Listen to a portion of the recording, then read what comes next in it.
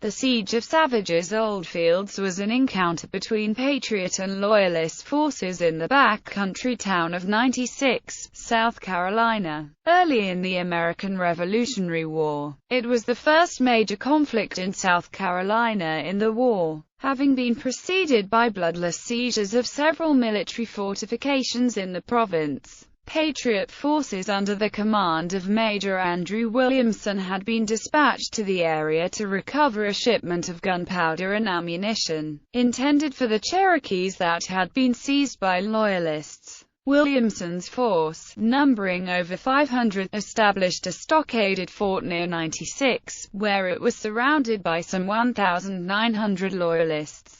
Because the war was in its early days and the partisan war in the southern backcountry had not become as brutal as it would be later in the war, the siege was conducted desultorily, and was effectively a stalemate. After 2 days the Loyalists withdrew, having lost 4 killed and 20 wounded to 1 Patriot killed and 12 wounded. The Patriots also withdrew toward the coast. But a major Patriot expedition not long after resulted in the arrest or flight of most of the Loyalist leadership. Background: when the American Revolutionary War began in Massachusetts in April 1775, the free population of the province of South Carolina was divided in its reaction. Many English coastal residents were either neutral or favored the rebellion, while significant numbers of backcountry residents, many of whom were German and Scottish immigrants, were opposed. Loyalist sentiment in the backcountry was dominated by Thomas Fletcher, a vocal and active opponent of Patriot attempts to resist King and Parliament. By August 1775, tensions between Patriots and Loyalists in the province had escalated to the point where both sides had raised sizable militia forces. Events were largely non-violent for some time, although there were isolated instances of tarring and feathering.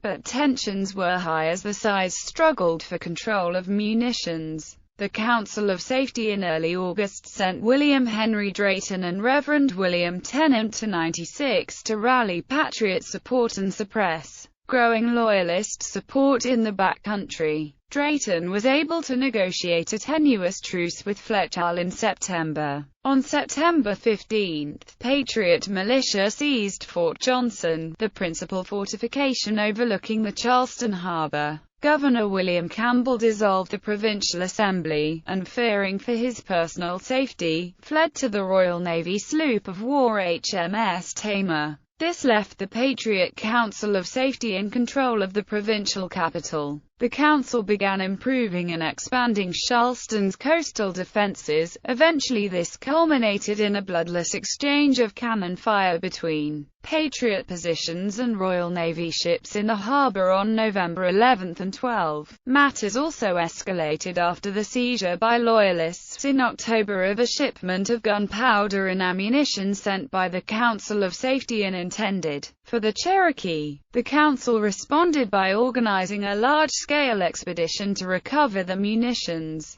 On November 8 it voted to send Colonel Richard Richardson, the commander of the Camden militia, to recover the shipment and arrest Loyalist leaders. Siege. He arrived at 96 early on November 19 with 560 men. Finding the small town to be not very defensible, he established a camp on John Savage's plantation, provided a field of fire for the force's 3 swivel guns. He began fortifying the camp, ordering the construction of an improvised stockade. Loyalist recruiting had been more successful. Williamson had learned that Captain Patrick Cunningham and Major Joseph Robinson were leading a large Loyalist force toward 96. In a war council that day, the Patriot leaders decided against marching out to face the Loyalists. The Loyalists arrived the next day, and surrounded the Patriot camp. The leaders of the 2 factions were in the midst of negotiating an end to the standoff when 2 Patriot militiamen were seized by Loyalists outside the stockade.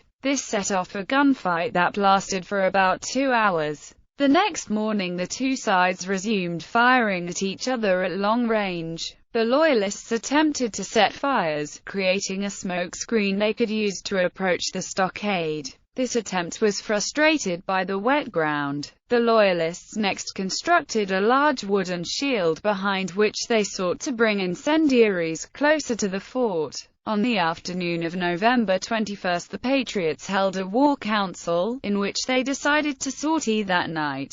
They were preparing for this action at sunset when a Loyalist approached with a parley flag. Nothing was decided in the discussion beyond an agreement to meet the next morning. In that meeting, the Loyalists agreed to withdraw across the Saluda River and the Patriots agreed to destroy the fort.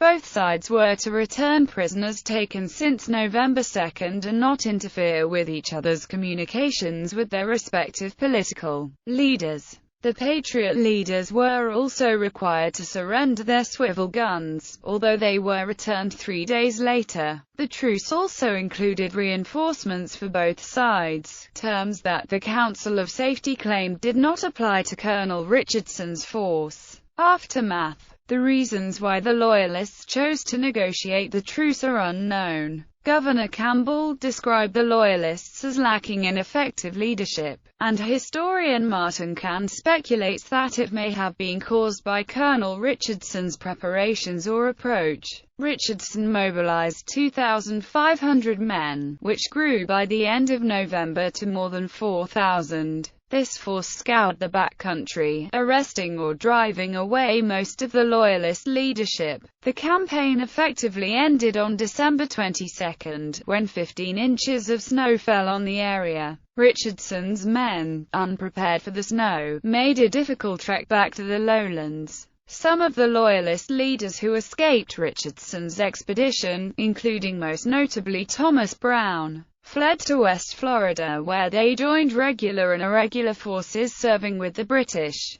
These events resulted in the end of large-scale Loyalist activity in the southern Appalachians. Although what was in many ways a civil war became progressively more brutal in the following years. 96 became a British outpost after the 1780 siege of Charleston, and was besieged in 1781 by forces under the command of Nathanael Greene. Although Greene was forced to lift that siege by the approach of a relief force, the British abandoned 96 not long afterward.